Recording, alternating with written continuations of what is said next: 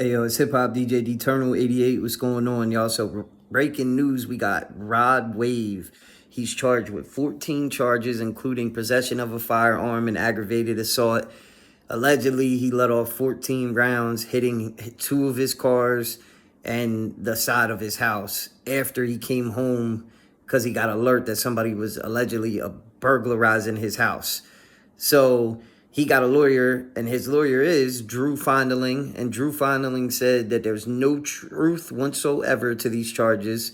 Rod Wave was a victim of a burglary. He committed no crimes. Him being charged is actually incomprehensible, he said, and this will be resolved for Mr. Green, who is Rod Green, aka Rod Wave.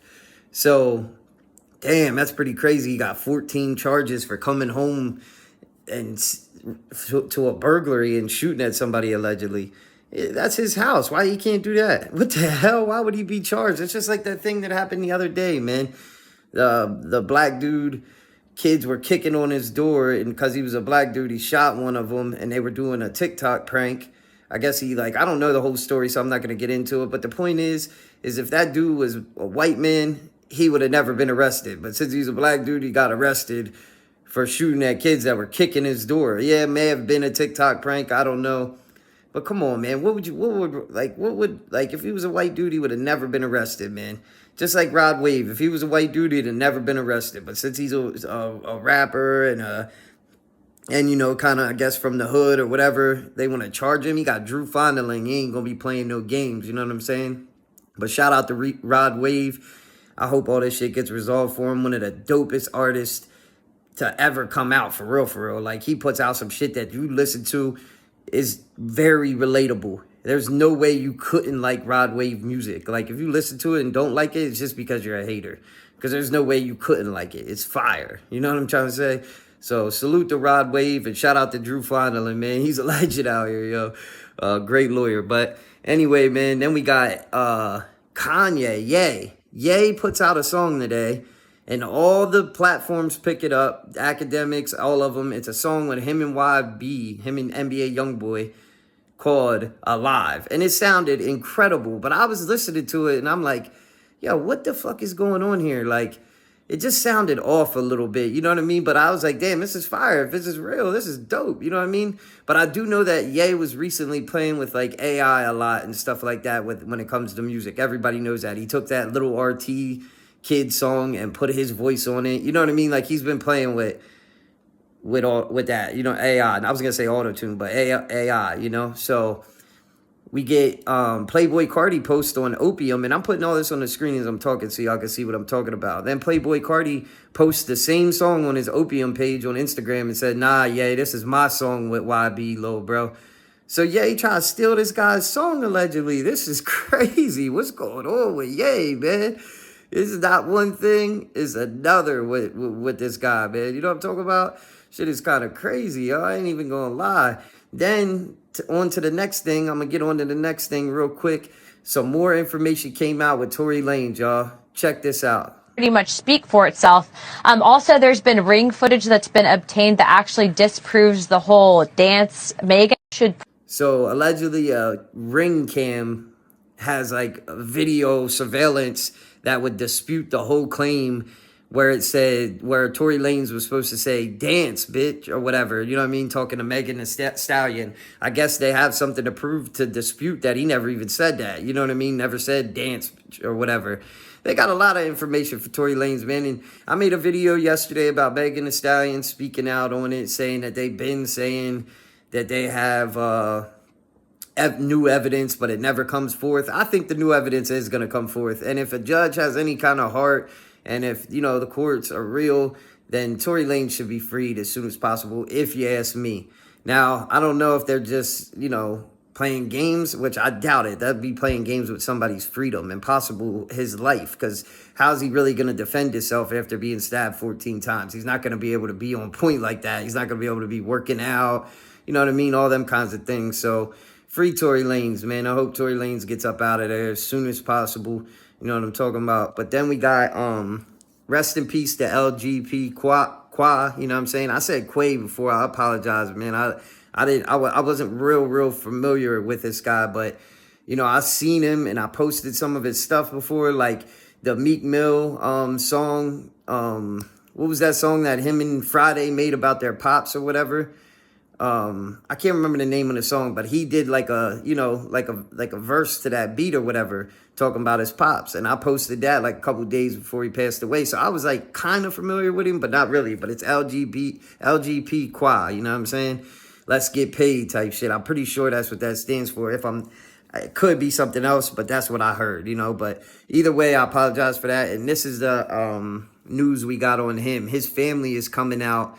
His mother specifically, aunt and his daughter, and his kids, you know what I mean? Both his kids are saying, you know, telling the people to turn themselves in. Their faces are out there. The news put their faces out there. So their faces are out there. They're going to be going down. So you might as well just turn yourself in. Don't be a follower. But I'm going to let y'all see it for yourselves, y'all. Let's get it. Philly rapper who was passionate about spreading love to other young people in the city taken too soon. 30-year-old Quadir Johnson, also known as rapper LGP Qua, shot and killed on Mother's Day, and police are still searching for his killers. Philadelphia police say that the rapper was in the area of M Street and Juniata Park when the suspects robbed him. They shot the rapper and then took off in a black Nissan Altima driven by a third person. Tonight, his mother has a message for the suspects. Taking my son. They messed up. They messed up. Davis sat alongside Qua's two young children. I'm gonna miss him. I'm gonna miss that he was this funny man. Yeah, wasn't he? Keisha Washington is urging the suspects to turn themselves in. You running and trying to hide, and it's not worth it. Y'all took somebody special. Nobody deserves to die, you know, from gun violence. And Davis has this to say to the youth who looked up to and supported her son. You don't have to be amongst the followers. So there's them guys, man. That's one of the guys' faces right there. That unalived LGP Qua. You know what I'm saying? Rest in peace to him. My condolences goes to his family, and I hope they get justice. You know what I'm saying? I hope them dudes do just turn themselves in. Like, what are you gonna do? Like, you can only run for so long. You might as well just turn yourself in and try to fight the case the best that you can. And to all the young people out there, man, this is sad, bro. This dude was like a person who spoke highly for y'all city, who represented y'all city. I'm from PA myself, so it just makes me feel a certain way, man. I wish that Philly could get it together. There's so much talent down there, but it all gets wasted from this drill street shit, bullshit, you know? But either way, man, that leads me to this. Then we got O Block Big Mike, and he's speaking on OTF members no longer being safe. And you know what? He makes a really good point, because if Little Durk is the one with the money and Little Durk is locked up, possibly never coming home again, you know, knock on wood, hopefully he's not guilty, gets found not guilty, you know what I mean? If he didn't do it, hopefully he gets to come home, you know, what they're accusing him of. But let's just say he never comes home, right? Let's just say that. Granted, let's just say that, right? If he never comes home, none of them people that were cool with Durk are safe no more, because the person with the money is gone. So people that are in the streets, start thinking about these kind of things. Like, honestly, really think about these kind of things. Like, if you're in some kind of gang and then the leader, like, yeah, y'all might be powerful, but if the leaders get taken down, y'all are all food then. Y'all are all just, you know, people are going to take advantage of the shit. And the only OTF member that was really outside anymore was OTF Duty Low, and he got robbed. Got his jewelry took. Got shot. You know what I mean? Like, literally, in Atlanta, too. So, obviously, it ain't safe for them guys out there, man. And this is what Big Mike had to say about it. Let's get it. Ain't safe no more. That's exactly the first thing that came to my mind. Because in my mind, I'm thinking like if Dirk was out there and never tried that with him. But now that Dirk book, like, you know what I'm saying, my fair game now. Because ain't protected no more. So that's what I'm trying to get on. Like, them that had all that money ain't now had to save no more. Like, we finna get you know what I'm saying? Like, it was different from when Dirk was out, was respected it. Like, you know what I'm saying? That's Dirk and their people, because a lot of in Atlanta respect Dirk. Feel me? So like a would have never tried that if Dirk was out. You see it in the actions, because once Lil Durk got locked up or whatnot, it seemed like a lot of the people from the OTF, they started to fade into the background where you really didn't see them as much. And Duty Low was like one of the only ones who was out there holding the mantle. So that, but he seems like he's solo out there. So it's a lesson learned, y'all.